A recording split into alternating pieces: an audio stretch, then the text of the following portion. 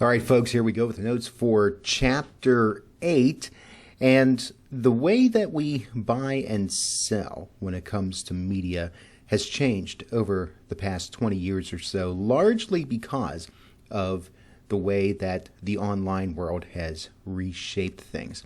This chart from your textbook shows what used to be the traditional sales process steps, and then we go into two different processes, one for missionary selling and one for service selling. And we'll get into detail on these as we go through this chapter. But this is a handy little chart for you to be able to reference. Now, let's take a quick review of the different selling methods. Missionary selling, it's focused on developing new business, and missionary salespeople typically call direct on prospects who are not current advertisers. You can think of missionary selling as those that are actively trying to bring in new advertising clients for the most part. Service selling, meanwhile, is focused on selling to current customers who are regular advertisers or to advertising agencies. So these are folks that are already familiar with what's happening in the advertising world and is focused on making sure that their advertising campaigns are working the way they're supposed to. Salespeople need to provide information on progress and opportunities as they come along. They don't necessarily need to convince these particular advertising clients that they are in need of advertising. Let's take a look at the sales force structure. There is a difference between single sales roles versus dual sales force roles. Let's take a look at single sales roles first. This is a scenario where a salesperson is both a missionary seller and a service seller. The single sales role concept encourages customer focus and accountability. There's no question of who is responsible for each account. The same person that sold you your first advertising package is generally the person that is going to remain with you throughout your advertising campaign and work with you on future advertising campaigns. And customers like that. They're not disappointed when they can no longer work with the person who sold them initially. In other words, they only have to remember one name, contact one person. That person becomes intimately familiar with their business, their needs, their account, and customers don't have to worry about talking to different people within the company. Some other pros, typically salespeople like it as well. Salespeople are motivated by owning the relationships with the accounts they develop. They get to know their clients and provide the service that helps them to continue with that client. They develop that relationship professionally and many times spills over personally as well. Single role selling is also efficient. There are few, if any, miscommunications and errors when handing off customer responsibility from one salesperson to an account management or customer success person, because there's not that aspect of things not necessarily being conveyed in the way that they need to. There's no real risk of things falling through the cracks because it's someone else's responsibility. So in many of those ways, those are some of the more attractive aspects of a salesperson being both a missionary seller and a service seller. However, there are a couple of cons. First, new business development can get shortchanged because many times a salesperson may be focused on servicing the clients that they currently have and may only have limited time to generate new business. Or it could be the other way around. Salespeople are focused on bringing in new business and they don't service their current clients as well. So those are the pros and cons of a single salesperson doing both roles. Let's look now at division of powers. If you have a salesperson that is focused on new business, and then you have a salesperson that is focused on account management. Single role salespeople are more effective. Management can match salespeople's personality to a proper role and then train and develop salespeople on a more focused set of skills and competencies. We talked in past chapters about there being different skill sets between the missionary seller and the service seller, and when they're able to concentrate on one or the other, they can play to their strengths. Also, management has more control of selling strategy and effort. Management can influence sales effort allocation with training, incentives, and performance management. There's not as much to teach a new hiree. They can focus on the particular job they have at hand and, again, play to that particular person's strengths. Also, you can drive efficiency by using inside sales. By assigning account management responsibility to less expensive inside salespeople, a company can obtain substantial cost savings. Doing account maintenance and customer service, while very, very important, is something that someone, for the most part, should be able to handle in such a way that it's not necessarily as risk-taking or as difficult in generating new sales. So many times those account management people may not necessarily be paid the same salaries as someone that is a missionary seller. So those are the pros. Now, some cons.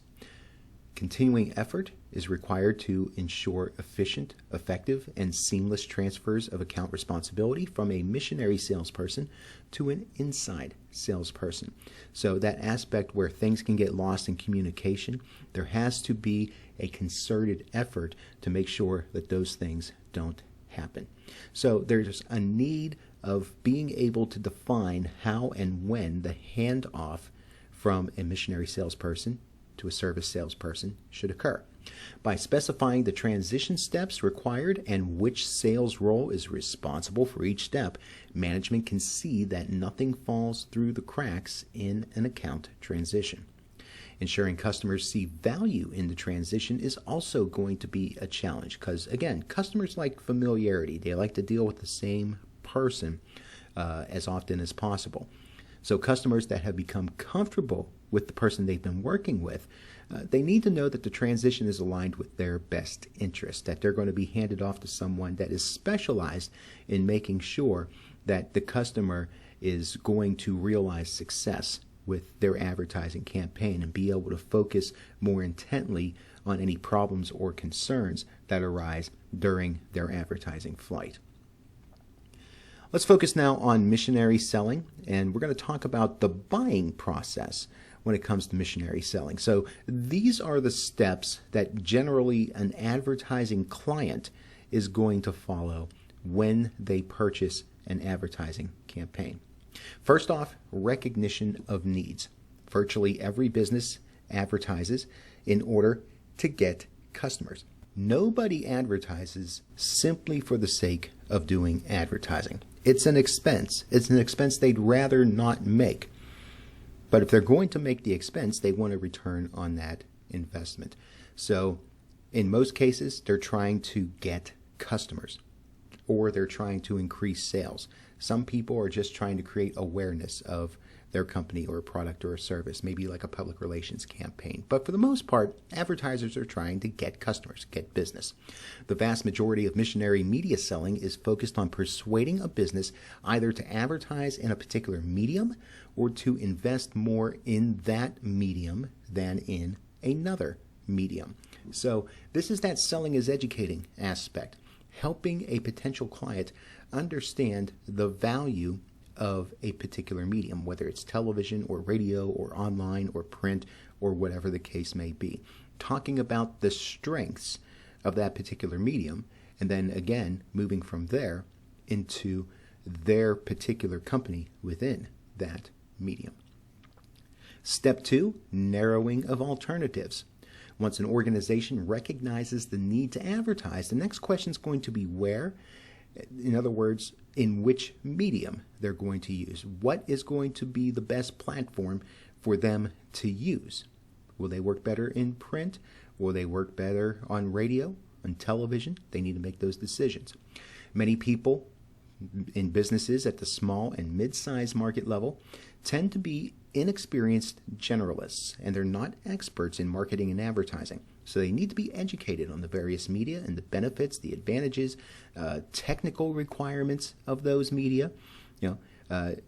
In radio and television, the fact that messages are generally 30 seconds long, maybe as long as 60, maybe as short as 15. So understanding the time constraints, understanding the strengths of what's better in spoken word versus video images versus maybe seeing something in text in a print publication or an online publication, those sorts of things. So helping people to be able to understand what's going to work best for them. Thirdly, there's the evaluation of alternatives. This is the next step. Media need to be evaluated to determine which medium or combination of media makes the most sense based on an advertiser's objectives and strategy. The client now has the information they need, and they need to weigh those pros and cons and then make a decision. They decide to do an advertising campaign, but they need to work out the particulars. Step 4, resolution of concerns. Begin the purchasing process by negotiating or determining price, terms, conditions for the potential investment. So working out all the particulars that are going to wind up into an advertising contract. Step 5, they pull the trigger. They make the purchase, and it's sealed with an insertion order or a signed contract. And then once all parties have signed, the contract's in place, then the campaign gets executed. Customers typically believe that when they make a media buy, this is the step right here where the relationship is now just beginning. Granted, the salesperson has been working throughout the entire process to bring them into the fold. So they've been working on the relationship for a while.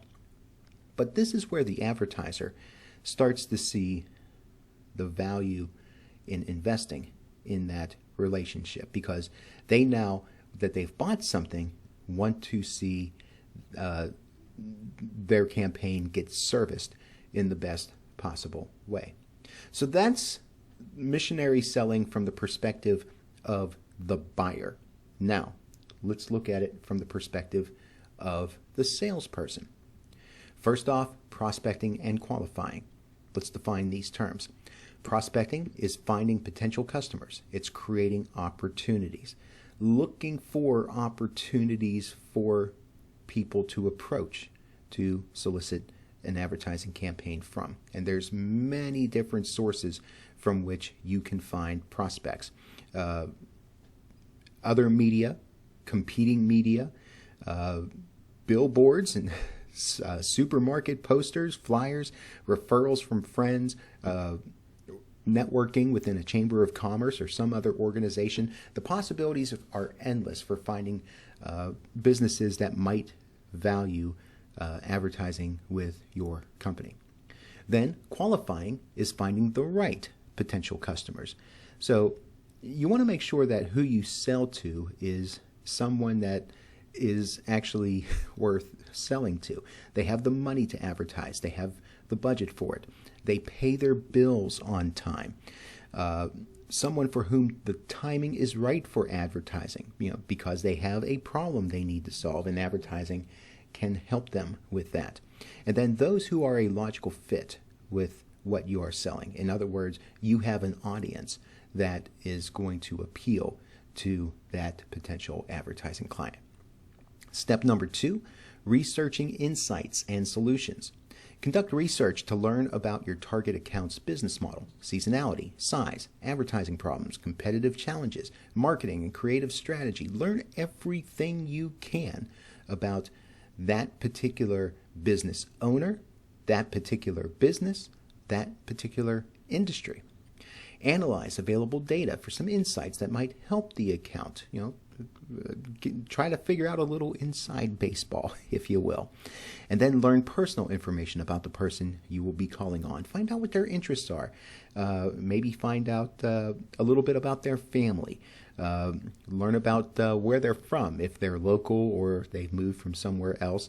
And all that background information, it might kind of sound like you're creeping on them, but the idea is that it helps you to determine a little bit about the person, what their likes and dislikes and interests are, and that is valuable information in terms of how you approach a prospect. Step 3, educating. It's in the educating step of selling that you create value for your medium and for your eventual solutions. We talked about creating value in the previous chapter. Letting the client know what it is that you have to offer, what the benefits of what you have to offer are, and making that appealing to the prospect. Step 4, proposing. Proposing is presenting a specific, tailored, customized solution or big idea. And when you finally mention price, the terms and conditions. So this is where you actually make that presentation in such a way that here's what we can do. You make this investment, this is what you'll get, and here's how we'll execute this particular arrangement. So you make that initial proposal.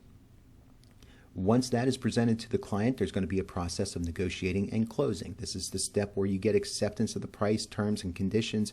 You've negotiated. You've gotten the signed contract after the negotiation. Now, this step may take a while, depending on whether there's disagreements on some things. Perhaps the customer would like some special considerations, or you may need to finesse the package that you're offering. All that is involved in the negotiation.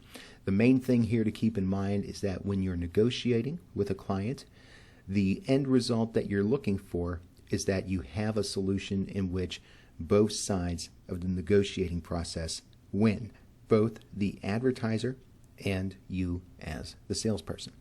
And then finally, customer success, or servicing your client. This is the execution of a schedule, optimization of the placement of the advertising, and verification that the impressions were delivered, viewable, and in a brand safe environment, giving the customer what they want. So that is missionary selling. When we hop into the second half of the Chapter 8 video, we will take a look at service selling.